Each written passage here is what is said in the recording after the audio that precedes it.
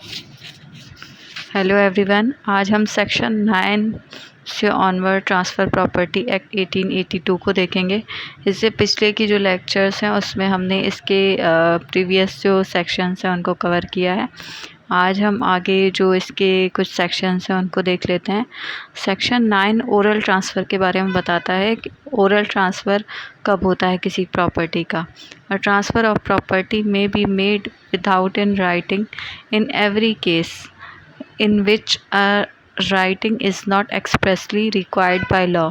जहाँ पे लॉ ने एक्सप्रेसली तौर पर रिक्वायर नहीं किया है कि कोई कॉन्ट्रैक्ट जो आप कर रहे हैं, किसी प्रॉपर्टी को ट्रांसफ़र कर रहे हैं, वो रिटन फॉर्म में होना चाहिए। तो फिर इस सूरत में जो है कोई कॉन्ट्रैक्ट कोई ट्रांसफ़र ओरल ट्रांसफ़र भी हो सकता है ओरल फॉर्म में। सेक्शन 10 है इसका। सेक्शन 10 बता रहा है कि कंडीशन रिस्ट्रेनिंग एलिनेशन। अब इसमें कुछ 3 चीज़ें बताई हैं कि फॉर एग्जांपल कंडीशन, जिस तरह से कंडीशन का मतलब होता है कि किसी के ऊपर शर्त लगाना, और रिस्ट्रेनिंग का मतलब होता है किसी के ऊपर रोक लगाना, और एलिनेशन का जो मतलब है इसके अंदर मीनिंग ली गई है। एलिनेशन का मतलब है यहाँ पे ट्रांसफ़र। जिस तरह से सेल, एक्सचेंज और मॉर्गेज या गिफ्ट के ज़रिए से हम किसी को कोई प्रॉपर्टी ट्रांसफ़र करते हैं, तो इसमें हमने वो सारी चीज़ें एक ही वर्ड में कवर की हैं, एलिनेशन।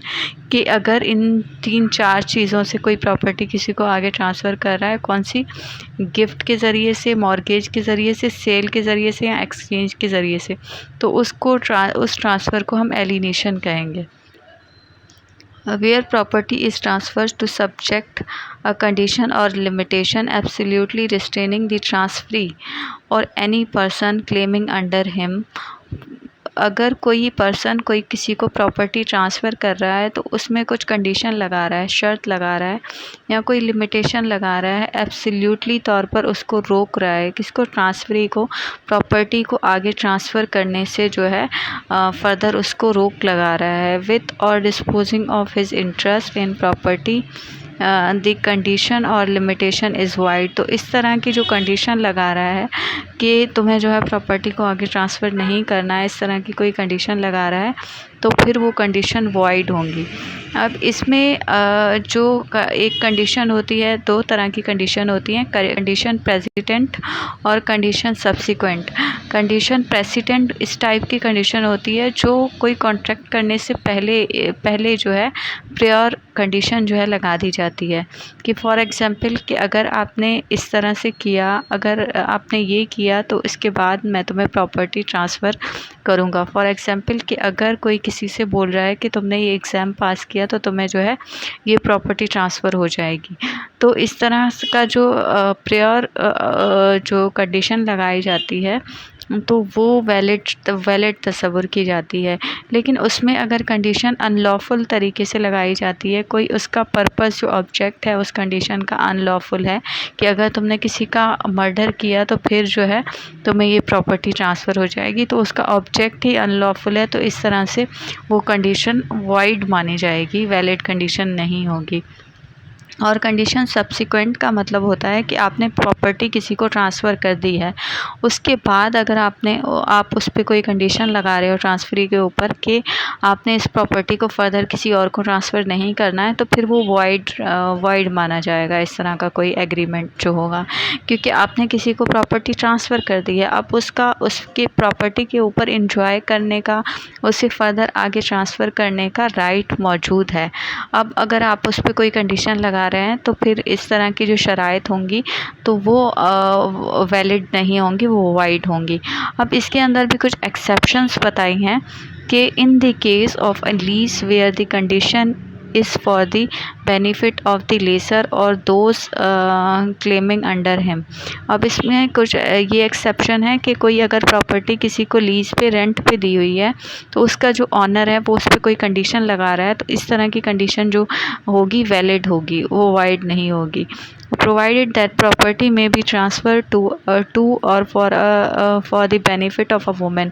अगर कोई प्रॉपर्टी किसी जो है वुमेन को दी जा रही है, उसके बेनिफिशियल पर्पस के लिए दी जा रही है, उसके बेनिफिट के लिए दी जा रही है, तो फिर इस सूरत में अगर उस पर ये शर्त लगाई जा रही है कि ड्यूरिंग मैरिज वो उस प्रॉपर्टी को फर्दर आगे ट्रांसफ़र नहीं करेगी। तो इस तरह की जो कंडीशन लगाई जा रही है जो उस वुमेन के बेनिफिट के लिए है, तो वो भी जो है वैलिड मानी जाएगी, वैलिड तस्वर की जाएगी। सेक्शन 11 है हमारे पास restriction repugnant to interest created.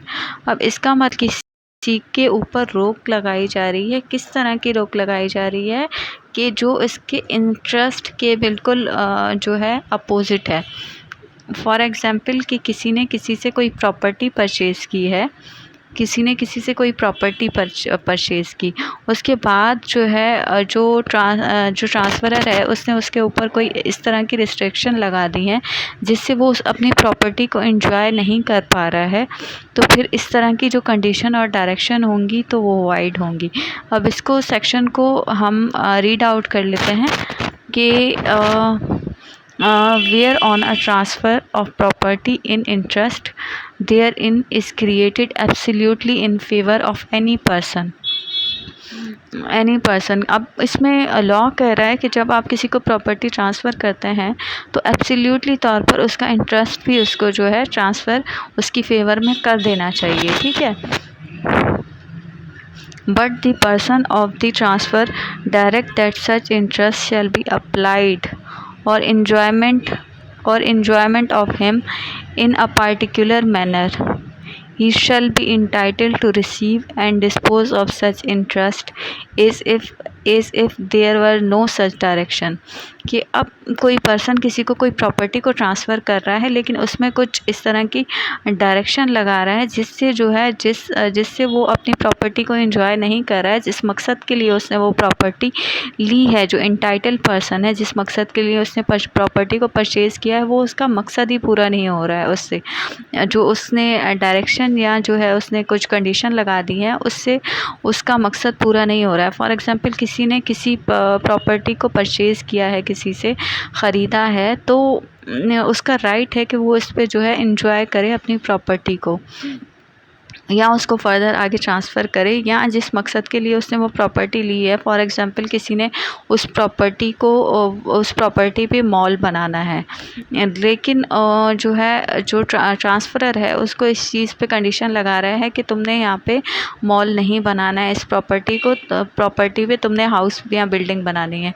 तो इस सूरत में अब जो उसने प्रॉपर्टी को ट्रांसफ़र कर दिया है, अब पूरी तरह से एब्सोल्युटली तौर पर राइट जो है किसका है, उस प्रॉपर्टी के ऊपर ट्रांसफ़री का, कि वो चाहे उसके ऊपर मॉल बनाए या उस प्रॉपर्टी को इंटरेस्ट में दे दे, या फिर जो है किसी ट्रस्ट में दे दे, या फिर जो है उस प्रॉपर्टी पर कोई हॉस्पिटल बनाए। कोई भी उसका जो मकसद है, जिसके मकसद के लिए उसने प्रॉपर्टी ली है, तो उसका वो मकसद पूरा होना चाहिए। अगर उस पर कोई रोक लग रही है तो फिर वो वाइड होगी। अब इस सेक्शन में भी कुछ एक्सेप्शन बताए हैं कि where any such direction has been made in respect of one piece of immovable property for the purpose of securing the beneficial enjoyment of another piece of such property। अब इसमें है कि कोई एडजॉइंट प्रॉपर्टी है, इस exception के अंदर बता रहे हैं कि एक एडजॉइंट प्रॉपर्टी है, जॉइंट प्रॉपर्टी है, उसमें जो है उसके दो पार्ट्स हैं, दो पोर्शन हैं। तो अब जो एक पोर्शन है तो उसमें अगर कोई अपनी ईसमेंट के राइट को क्लेम करते हुए अगर किसी दूसरे पर्सन पर कोई कंडीशन लगा रहा है कि यहाँ पे मेरी खिड़की है, तो जो है आप यहाँ से अपनी जो छत की दीवार है उसको थोड़ा सा ऊपर कर लें, थोड़ा, ताकि जो है मैं अपनी एयर के जो ईसमेंट है, मेरा ईसमेंट का राइट है एयर का, तो वो मैं उसको एंजॉय करूँ। तो इस सूरत में वो उसके ऊपर कुछ कंडीशन लगा सकता है। या आप जो है अपनी जो खिड़की है उसकी जो डायरेक्शन है वो जो है मेरे घर से अपोज़िट कर दीजिए, ताकि मैं अपनी जो है छत है उसको एंजॉय कर सकूं। तो इस तरह की जो है अगर कोई ईसमेंट के तौर पर जो है ईसमेंट क्लेम करके जो है वो कोई कंडीशन लगा रहा है, तो इस तरह की एडजॉइंट प्रॉपर्टी के ऊपर तो इस तरह की कंडीशन वैलिड होगी, वो वाइड नहीं होगी किस for the purpose of securing the beneficial enjoyment of an other piece of such property. Nothing in his section shall be deemed to affect any right which the transferor may have to enforce such direction or any remedy which he may have in respect of breach thereof। कि अब जो है इसमें अगर transfer उस transferee के ऊपर कोई डायरेक्शन लगा रहा है कि मैं तुम्हें अपनी प्रॉपर्टी तो दे रहा हूँ, लेकिन ये एडजॉइन जो है प्रॉपर्टी है, जॉइन प्रॉपर्टी है, तो मैं अपनी प्रॉपर्टी तुम्हें दे रहा हूँ लेकिन उसके साथ कुछ कंडीशन लगा रहा हूँ जो तुम्हें फुलफ़िल करनी होंगी, जिससे जो है मेरा जो राइट है ईज़मेंट का वो उससे अफेक्ट ना हो।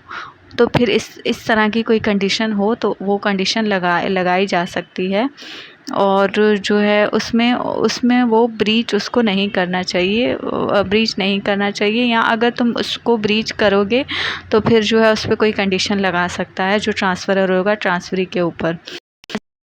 है कि जो प्रॉपर्टी है वो जॉइंट प्रॉपर्टी है, अगर सेपरेट प्रॉपर्टी होगी तो उस पर इस तरह की कोई रिस्ट्रिक्शंस नहीं लगेंगी। तो it's all about section 9, 10 and 11। बाकी इसके जो फर्दर के सेक्शंस हैं उनको हम नेक्स्ट वीडियो के अंदर कवर करेंगे। Thanks for watching.